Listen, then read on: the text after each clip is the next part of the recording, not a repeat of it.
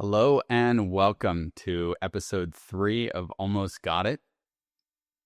We cover on Almost Got It current events related to some of the existential questions facing humanity. We focus on things like transhumanism, the meaning of life, AI, spirituality, and other topics. And we cover it while talking about current events. So on the docket for today, we'll be discussing LLMs, the singularity of consciousness, maybe get to gene therapy and a few other things. But before we do, we always like to begin here with our tradition after episodes 1 and 2 of providing a disclaimer, right? So the disclaimer here, definitely you should not trust my friend Dylan here as a multi-time entrepreneur with exits to Google, XYC founder, an MIT engineer, a burner, a Sri Lankan. And so definitely for all those reasons, do not trust anything that he says today. Yeah, don't trust what Sri Lankans. And thank you, Ben. And you should definitely not trust Ben as a computer scientist, the former CEO of Esalen Institute, an executive coach, an experienced meditator. Yeah, not very trustworthy, those meditators. Yes, definitely. So I thought it would be fun in continuing our theme of traditions. We tell each other a joke or a fun story before to get the vibe going, but I want to share a little bit about what happened to me yesterday morning. So Dylan, I'm of course taking Killy, my 5-year-old son, to school, and we're driving to school, and I had sort of a breakthrough in using OpenAI ChatGPT with him the previous day. I realized I could set it up to teach him stories and explain things to him and concepts in a way that he could understand. And he had this incredible half an hour conversation asking the AI about airplanes and how fast different airplanes go and how physics works. And it was mind-boggling to see how this is just going to radically change everything. So we're in the car, and then Killy says to me, like, "Hey, Dad, can I have a story?" And normally I put on a little fable or in searching through YouTube, and I have the bright idea, like, oh, just open ChatGPT and I'll ask it to come up with a story. And so we're driving on the freeway, and I pull up ChatGPT, and I say to it, please create a story for a 5-year-old where the moral is how to communicate your anger in a kind, clear, and healthy way. Okay. We've been working on that, how to work with different emotions, and I'm a coach and I teach this stuff.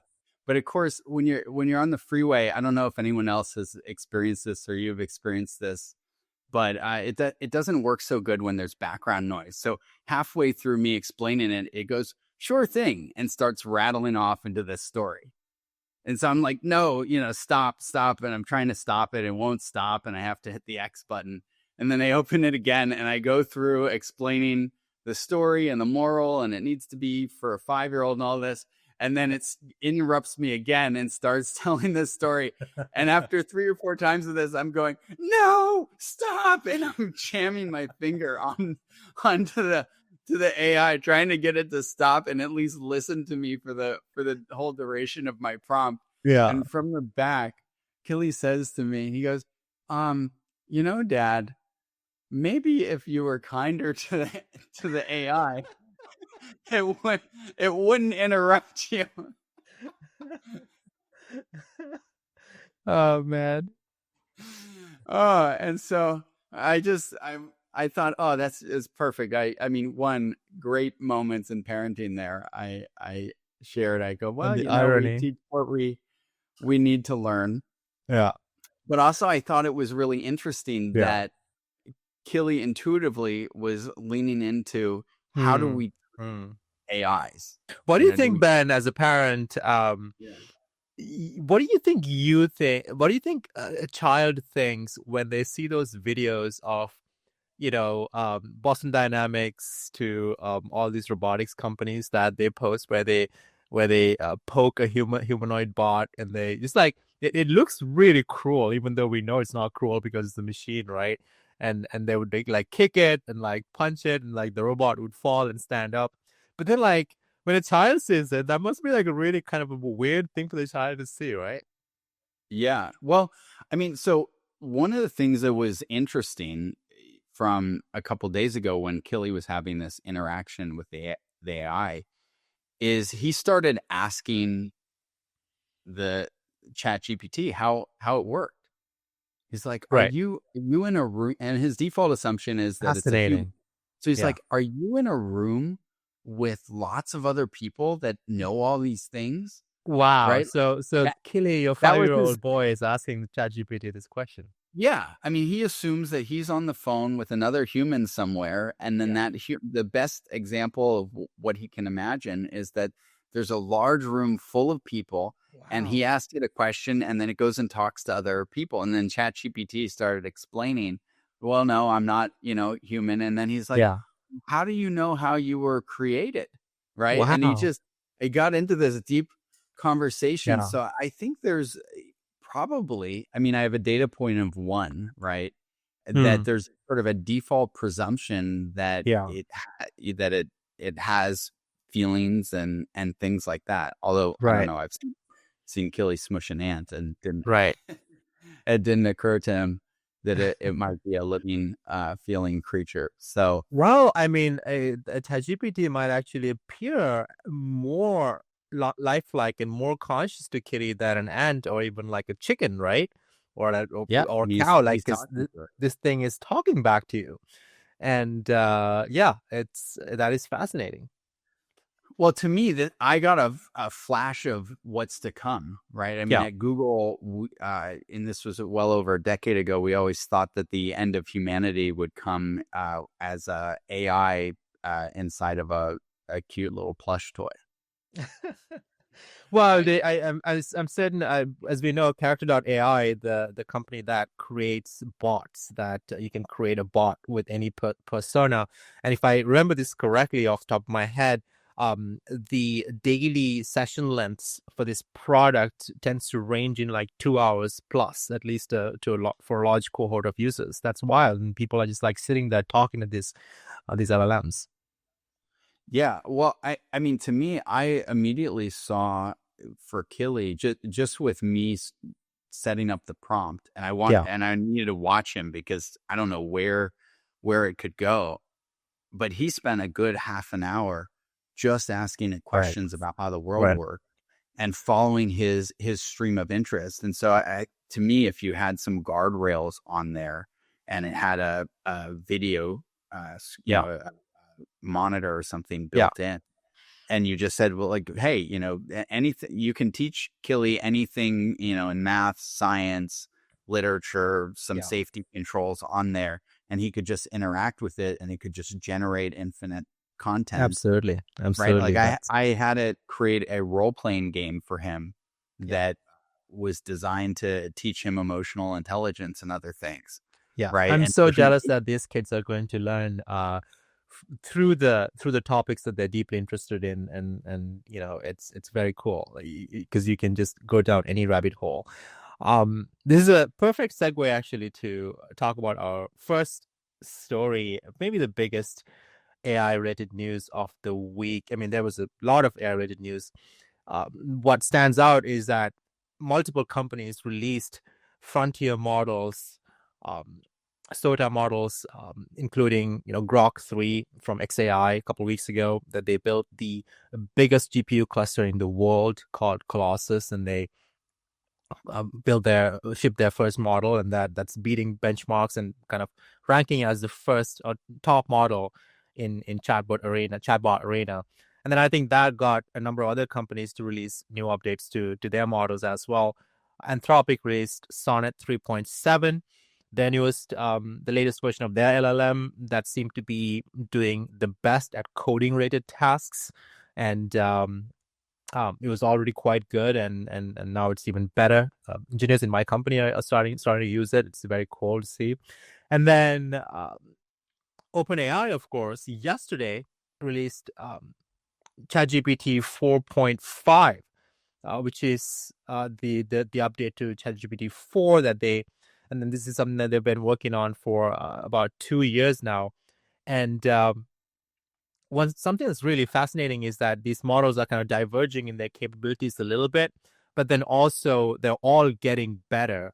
Um, so a big debate in the machine learning AI community has been, with more compute and with more data, will the model performance increase or decrease, right? Because in traditional machine learning, when you train too much, this thing called overfitting happens, and the model performance becomes worse for new data because the model is trying to fit its kind of quote unquote thinking to the data that it has seen, but not new data.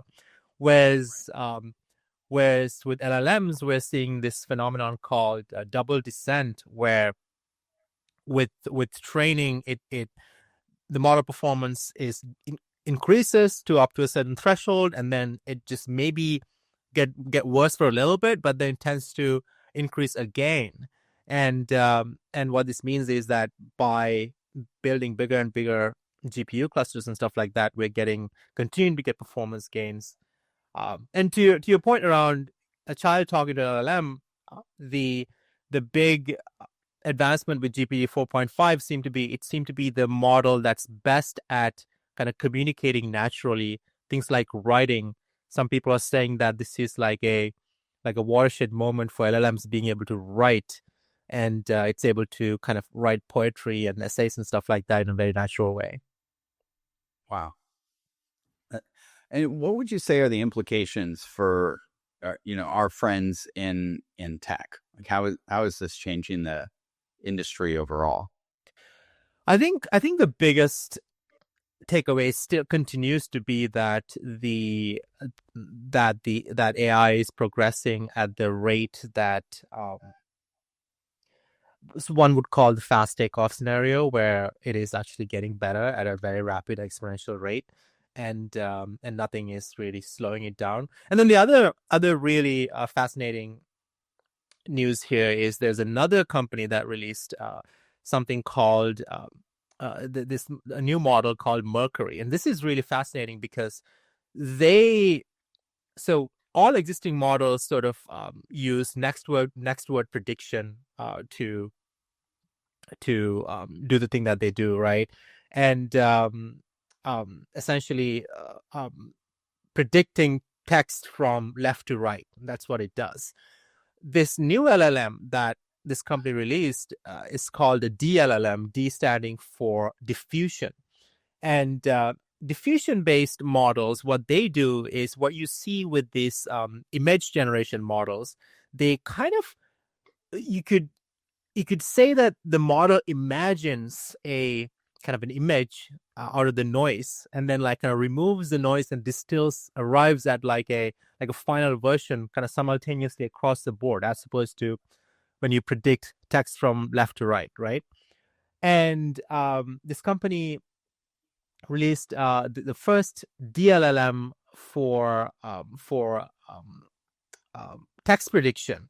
And this model, what it does is that it's kind of imagining the output of like the output to a coding problem, like as like one full blob at once, and then kind of and then getting to the final result right away. And this is like the reason why it's worth mentioning is that it's a new architecture that that improved the speed of the model by something like 50 times or 20 to 50 times. It's generating like 1,000 tokens per second, whereas top tier other models tend to generate about 50 tokens per second. And this is cool. So it's not just the number of GPUs that's increasing the model performance, but people are thinking up new ways to architect these models. And maybe the final bit here is that a DLLM is, like when you think about how does a model think, right? Like next word prediction, you can kind of like imagine in your head how you think and how the model thinks, like kind of the next word comes to you when you're kind of thinking a sentence. Whereas the DLLM is also kind of intuitive in that sense. It's almost like, instead of like thinking a sentence end to end, it's almost like those aha moments that come to you um, through the noise, right? You could kind of like imagine an analogy in human thinking to how the DLLM works in that sense. Yeah. Well, that's really interesting because there's different models for how sort of consciousness forms in the human mind, right? And initially, it's like very low level inputs, right? There's patterns of light that hit the eyes, and then the brain starts to discern what those things are, and then starts to do recognition on basic shapes, and then those up level, and eventually it goes, oh, it can recognize mom's face, Yeah. right? But other things might just be patterns of light and dark and variations of color, and then eventually you've got a thing that's a table, right, or a chair, or things like that, and then the level of abstraction starts to grow. So it strikes me that it's sort of operating at a higher level of conceptual abstraction, in that it's rather than it's sort of like forming an image of each different part of a chair. It just has the concept of a chair. Right. Right. Yeah. Now, Yeah. No. Yeah. one question I have about this is how this compares to, I'm hearing a lot of talk about active inference models, right? So rather than training data and then producing results, it's sort of this constant learning process, right? Where it's assuming, sort of assigning probability weights to what the right answer should be based on what it's seen before, and then tests the result. Is that an accurate description of active inference? I think you might be talking about the chain of thought models that all these companies are releasing now, and what the difference between a traditional model and chain of thought model is that the traditional model, all the training has been done in the training stage, and then it just like spits out an answer based on whatever input that you give it, give to it. But the chain of thought model, it sort of like has a conversation with itself, and tries to come to a better answer by kind of reasoning.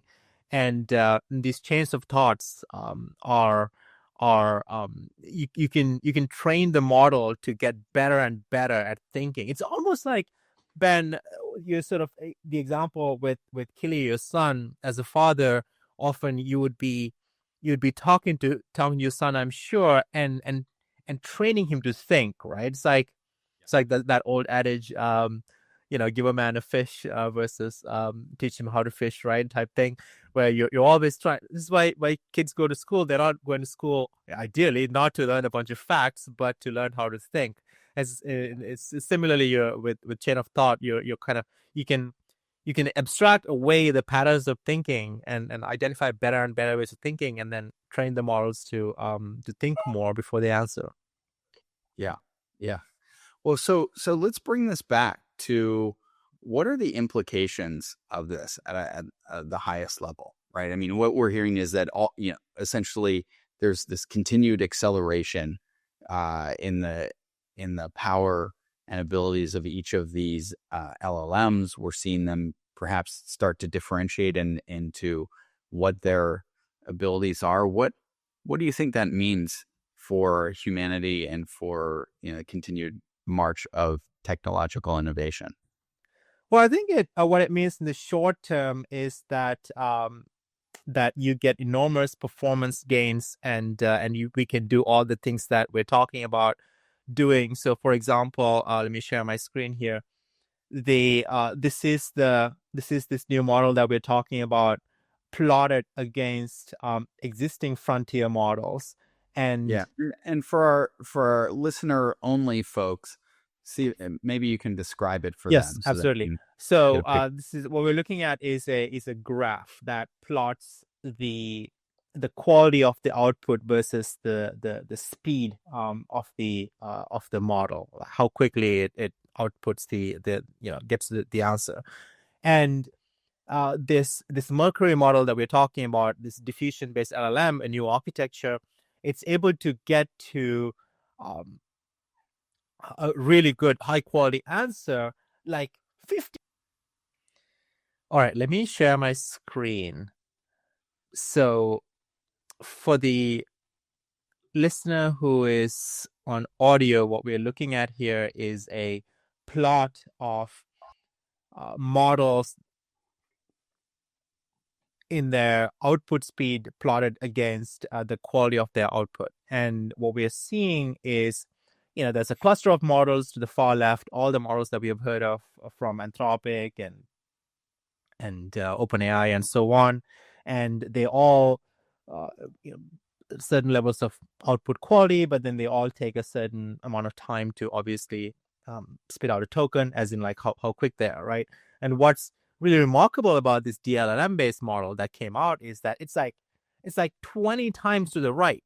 It's just like standing out there by its own, right? And there's like a huge leap in its ability to produce a high quality output very quickly with very very little compute. And what this means is that now you can think about putting these models on edge compute devices, right? Like it could be in your run on your fridge or run on your like thermostat or whatever, right? So that's really cool. Just like internet enabled devices went into edge compute with IoT. These models are becoming really small, and you can put them everywhere. So the implication of that is that you can build a lot of really cool hardware, and they can ideally your entire, like, all of your environment can kind of adopt to what you need it to be, and then be really smart and then coordinate with you. I'd imagine for industrial applications like building factories and stuff like that too. This would be really useful in the long term. What this means, who knows? I guess the TLDR is that AI continues to improve at an exponential rate, and we're taking off very fast. Yeah, and to me, I think that's pretty fascinating, right? And just to explain the term edge, that just means that we're taking something that used to need to be computed in the cloud on a server, and now, because the amount of energy required to do it is so much smaller, then you can put it on smaller devices, right? Yes. And I think that's pretty exciting, and it does bring us closer to the plush toy with an AI in it, right? Which is fairly fascinating. Yeah, well, hopefully all these AIs, it's like your Google Home, half the time it doesn't work, and like you like, just like in your little story there, people keep getting pissed off at their Google Home, and like it's just like you have to yell to get to do anything. I hope we don't end up in a future where your home with like 100 little AIs that like just can't talk to each other and can't coordinate, and like you're just like driving you crazy because all these AIs are like just not getting along. Right.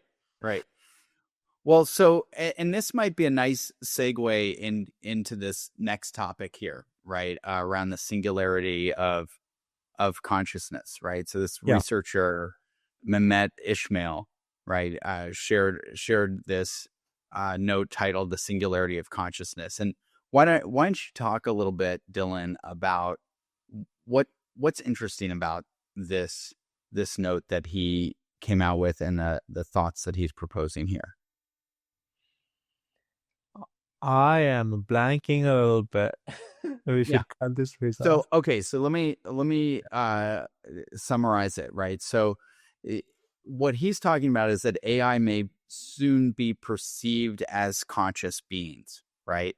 So once it can emulate some things like really down to fine detail, human level emotions and things like that, we might be on the verge where society could accept them as conscious entities. In fact, I mean, I sort of witnessed that just yesterday with my son talking with the AI and just assuming that there was a human on the other side of it. I mean, it sounds like a human, acts like a human, at least from the perspective of a 5-year-old, Yeah. right?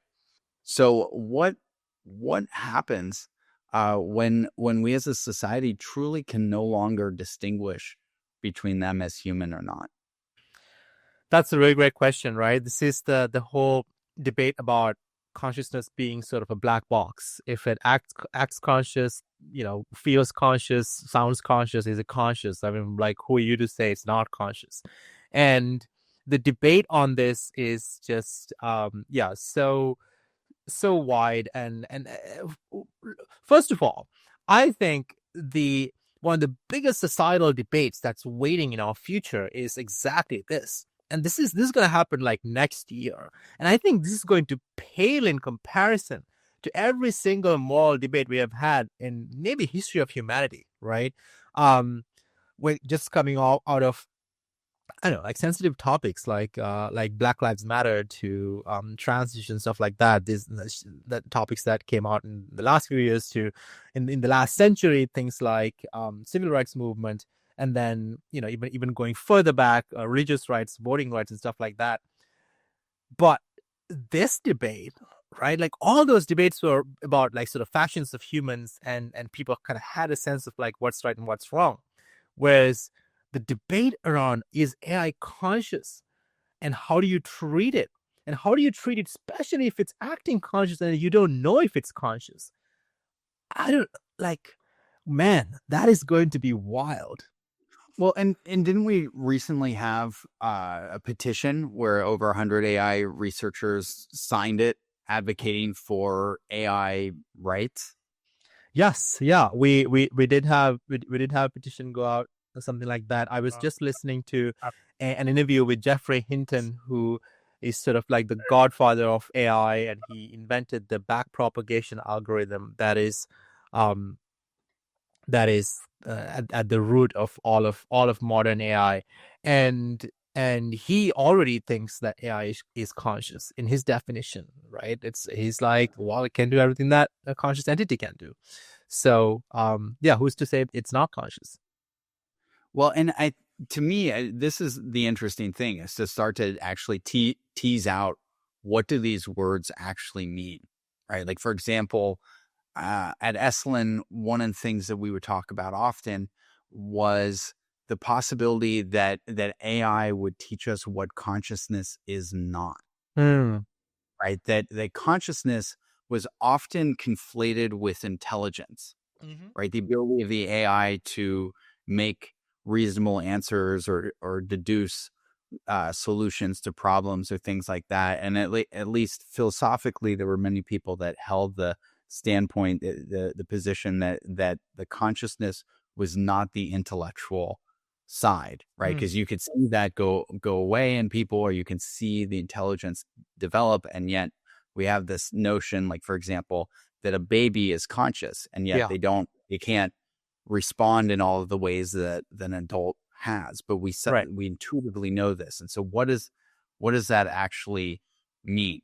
And I'd like to hear what you think about that, Dylan, and then I'll share my Man, perspective. I think about this a lot, but I have no good answers. I mean, one first principles based way to think about this is that as far as we know, we're made of atoms, right? And if atoms give rise to consciousness, then another arrangement of atoms should also be able to give rise to consciousness. We just have different substrates.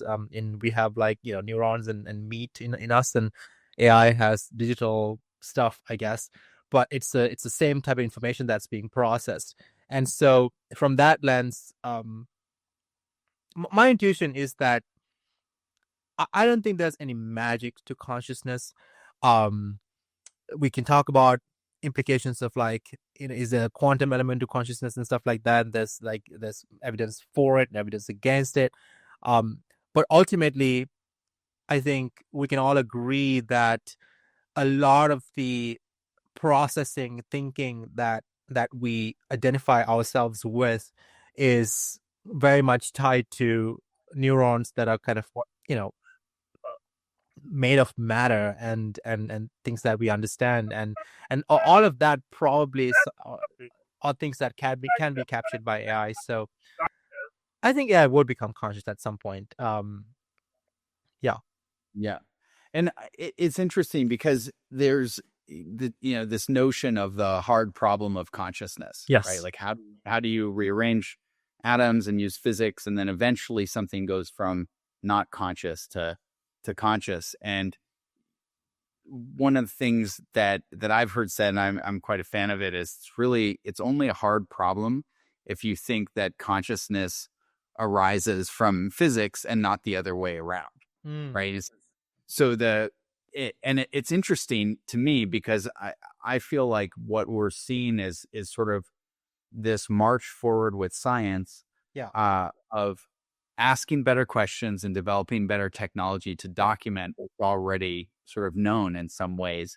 And more, I see a lot of alignment between what science is describing and what's been described by Buddhism, right? Yeah. And so, at least in the Buddhist philosophy, there is this view that consciousness is awareness, Mm-hmm. right? Then awareness is omnipresent, Mm-hmm.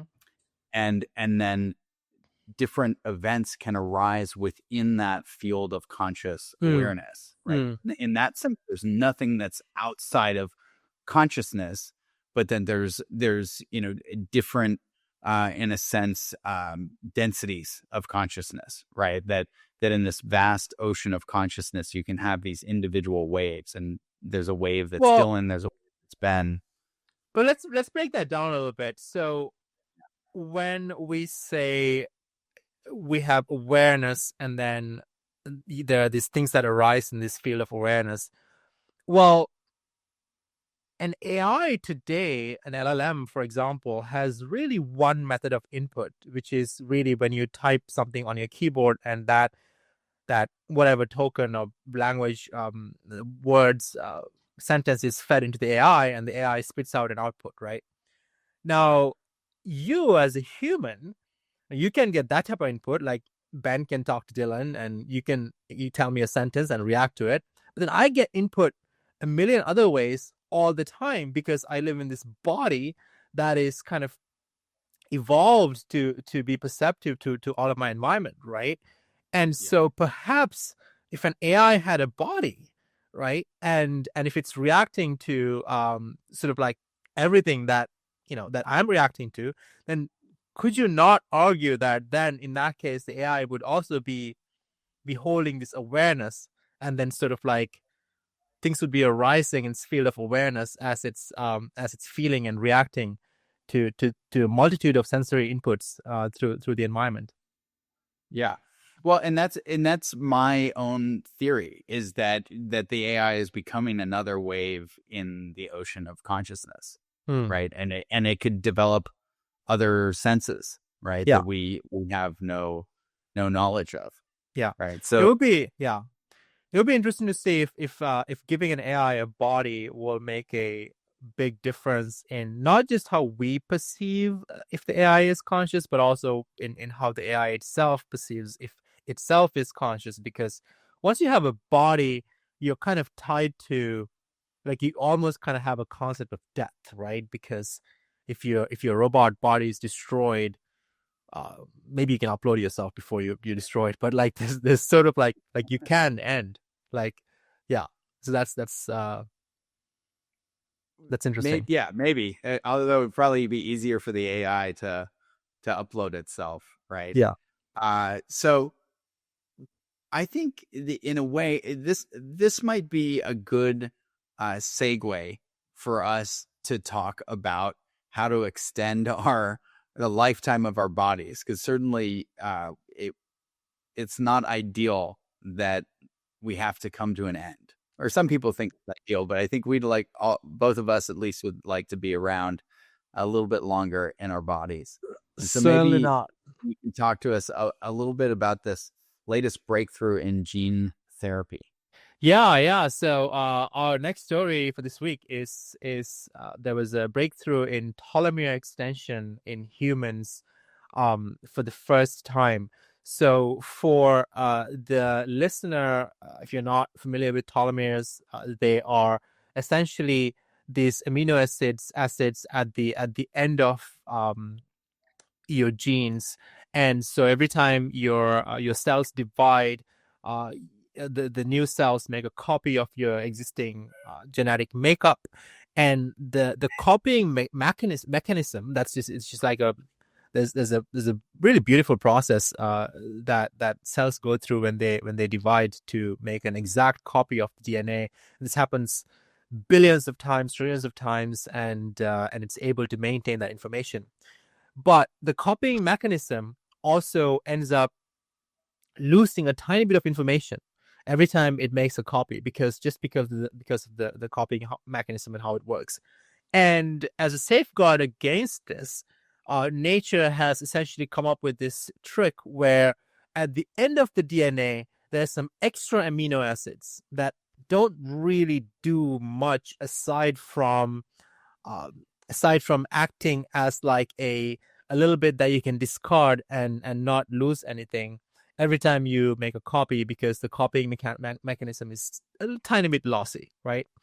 And this little extra bit is called telomeres. And so as you would imagine, one thing that happens as you age is that your cells um, end up having shorter and shorter telomeres as a result of dividing for a long time. And then when the telomeres get too short, right, you could start losing valuable information, because the copying mechanism becomes less and less perfect. So, and that would cause that would lead to, in theory, an organism that's not non-functional, or cancer and stuff like that. And so, as a safeguard against this mechanism, the body does something called senescence, where the cell essentially decides to sort of pause reproducing or dividing, and then essentially eventually kill itself when the telomere length becomes too short. So, conversely, you could imagine if you could, modify the telomere length, right? That would help as you age, and as your telomeres get shorter and shorter. If you could extend it, that would, in theory, help you age better, and not lose information. And this is not something that has been really possible in a predictable way in humans, and do it without any side effects and so on until now. And there was a breakthrough that happened by this company called Exilogen, I think, and they came up with an mRNA-based method of extending telomeres, and they did this in two living humans, meaning they actually applied this into two actually living humans, and they observed results, and they were able to elongate the telomere length using a certain protein called ZSCAN4.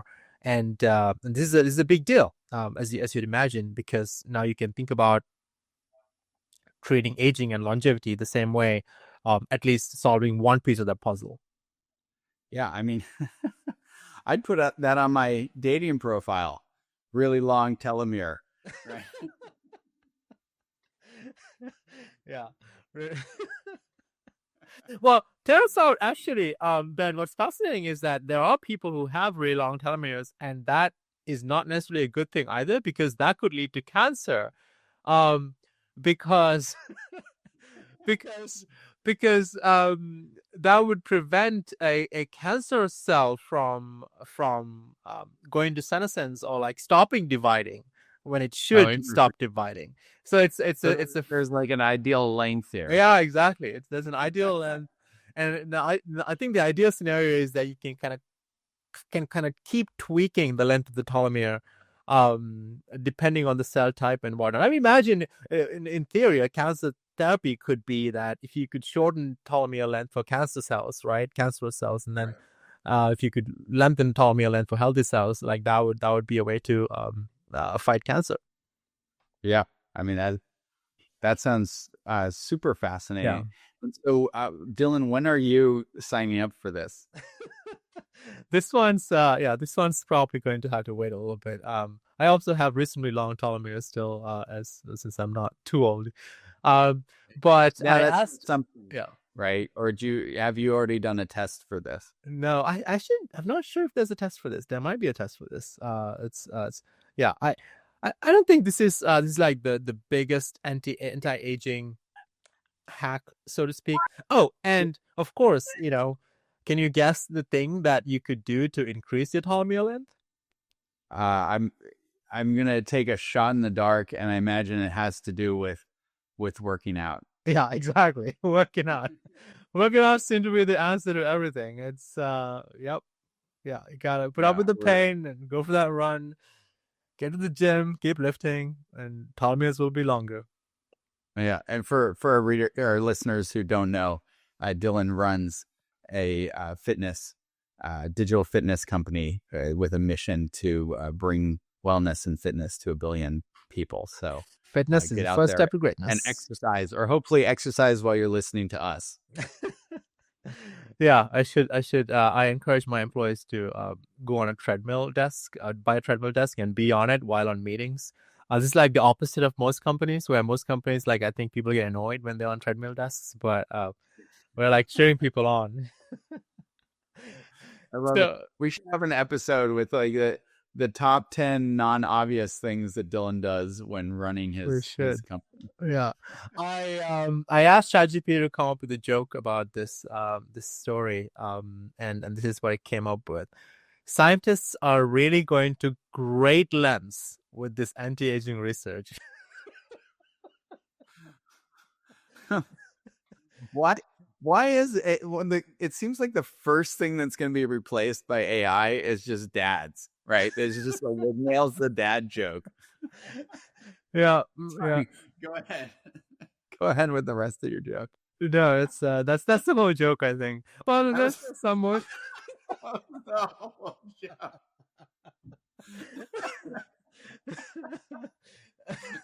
Why, the joke isn't even long enough. Exactly. Wow, dude. I see what you did there. Oh my god! A joke means to go do a workout. Yeah, the joke had senescence before it got to the Yeah, end of the joke. yeah.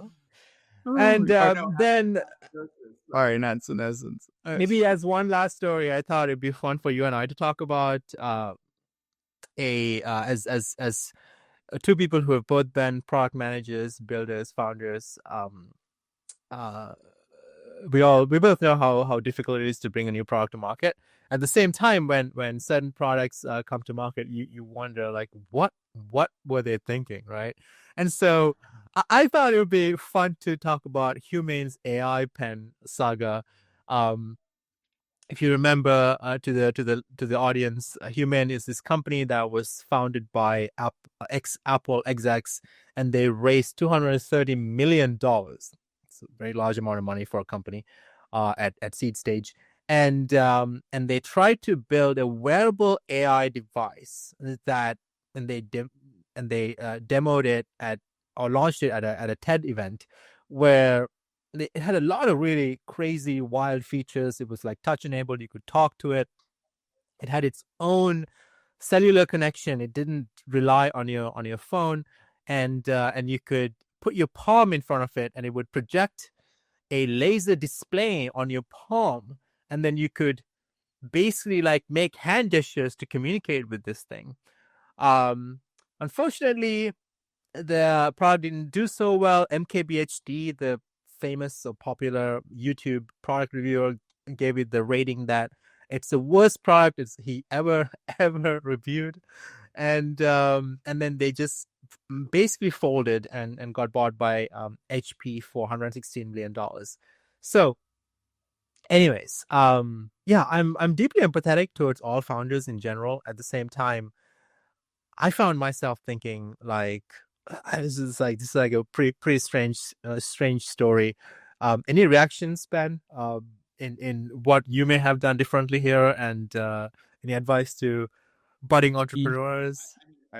First, my disclaimer is it's so easy for us to just, be armchair critics Absolutely. here, right? I mean, they attempted to do something incredibly Yes. audacious, and that's just so powerful, right? Yes. And at the same time, maybe this is the sort of thing that needed to be in something like Bell Labs or in a research Yes. arm.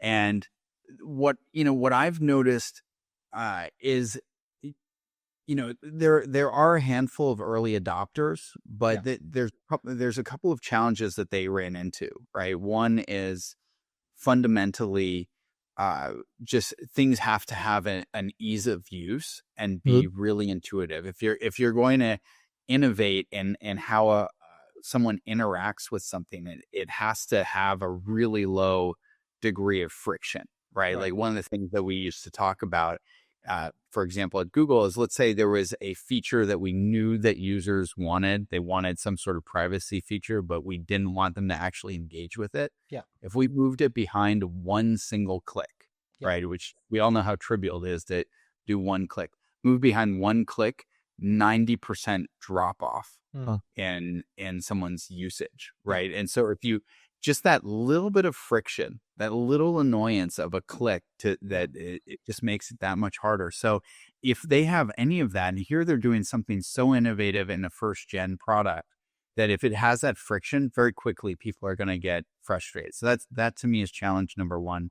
Challenge number two, and like we've seen this with all these wearable glasses, is that people really want to conform into societal norms.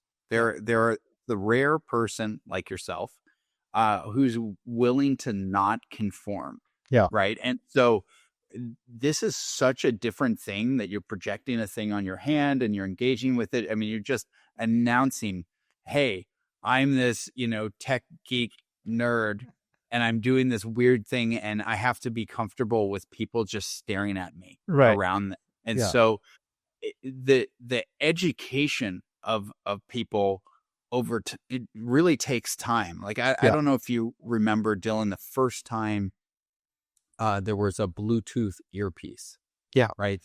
I grew up in a world there were no cell phones, Yeah. and suddenly there were cell phones, and then the first Bluetooth earpiece.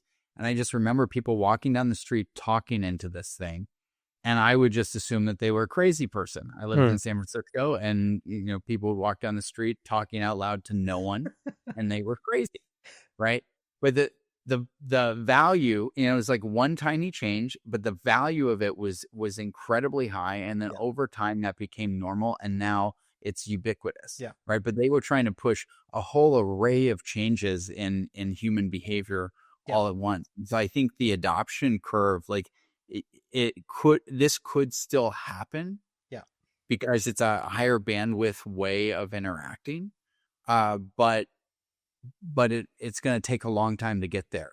And at the same time, now that natural language processing is there with AIs and being able to speak, right, doing it through audio is probably going to happen. And then maybe eventually you'll get to a pair of eyeglasses that don't look weird, that can give you extra information, or a contact lens or something Yeah, like that. I think Facebook's almost there with the eyeglass approach. I was curious. I think this company just again, I completely agree with how difficult it is to um build bring a product to market. At the same time, when you're kind of trying to be, they have this sort of like trying really hard to be Apple kind of vibes. And because famously Apple doesn't do any research, user research studies and stuff like that. They kind of go with design first approach towards building. And then I was really curious, has Apple really ever released a product that was not market tested before? I could not find a single Apple product that was released and was successful that some other company had not market tested for Apple. Now, what I mean by that is that, things like the iPhone are obviously a huge success by Apple, but then like smartphones were ubiquitous by the time Apple released that product, right? And of course we interacted with it with a pen, but But it was there. And then even when the Apple One came out, the Apple's first breakthrough product, I think Atari had released a personal computer that you had to assemble, and Apple knew that people wanted it, right? And so this is kind of very interesting to me that uh, even Apple, even though it seemed like they're very bold when it comes to innovative product releasing innovative products, but at the same time, these are things that people have tested. And Humane kind of went on a limb to release something that no one had ever done, and didn't quite work out. But I am still very very excited for wearable AI devices, and there are a lot coming out in the future. Yeah. Well, one thing I would share about that is I had a friend years ago that worked in Apple's like the tightest inner R&D lab. And there were literally only 7 people that had access to that, right? It was like this guy, Johnny Ive, Steve Jobs, a couple of others, right? Basically no one's allowed to see it.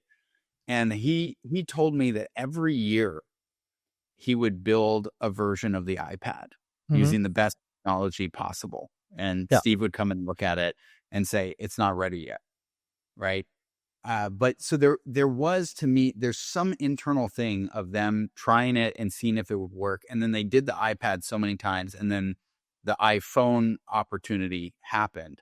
And mm-hmm. then they ended up taking the iPad, shrinking it down, doing the iPhone first and coming back. Yeah, But they have the opportunity to iterate like that, which is not it's not a blessing that a startup has yeah, to absolutely. work right. Like they have to get something in the market, and so Yeah, there's a little bit of like something running the wrong way in the grain there yeah. between the needs of a startup to get something out, and then to have that Apple level audacity with a product that's so Yes. futurist. Yeah. And also, having raised too much money could be a curse, because it removes the need for you to be constrained with your design, and test early, test quickly, and iterate more. Yeah, Um, well, it's that all that said, awesome. do you want to hear the ChatGPT joke about human AI pin? No. Is it longer than the other joke? It's slightly longer than the other joke. What did what what did the human AI pin? Or why did the human AI pin get a job at the bakery? Why? Because it was great at making half-baked ideas. Awesome. Okay. Yeah, where's to go? And on that note, I think we should thank our listeners for tuning in to another episode of Almost Got It, where maybe we almost got it, but not quite. And hopefully you have not wasted another hour of your life with us today. All right, thank you, everyone. We'll see you next week.